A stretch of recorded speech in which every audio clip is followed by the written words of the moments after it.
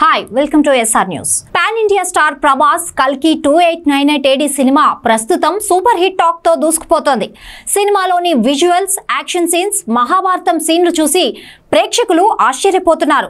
దర్శకుడు నాగ్ అశ్విన్ టేకింగ్ కి మంత్రముగ్ధులైపోతున్నారు.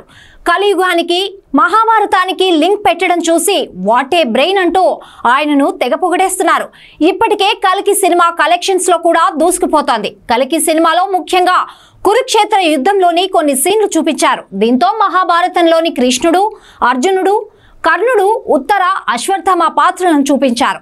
ఉత్తరగా మాళవిక నాయర్, అర్జునుడిగా విజయ్ దేవరకొండ, కర్ణుడిగా ప్రభాస్, అశ్వత్థామగా అమితాబ్ కనిపించారు. అయితే కృష్ణుడి పాత్రను మాత్రం ఫేస్ కనిపించకుండా కేవలం అతని ఆహార్యం మాత్రమే కనిపించేలా తెరకెక్కించారు. ఆ సమయంలో కృష్ణుడి పాత్రకు డైలాగ్స్ మాత్రం ఇచ్చారు. కల్కి సినిమాలో కృష్ణుడి పాత్రలో నటించింది ఒకరైతే ఆయనకు వాయిస్ ఇచ్చింది మాత్రం ఇంకొకరు. కల్కి సినిమాలో కృష్ణుడి పాత్రలో కృష్ణకుమార్ అనే నటుడు నటించారు. థియేటర్ ఆర్టిస్టుగా పలు నాటకాల్లో నటించారు కృష్ణకుమార్.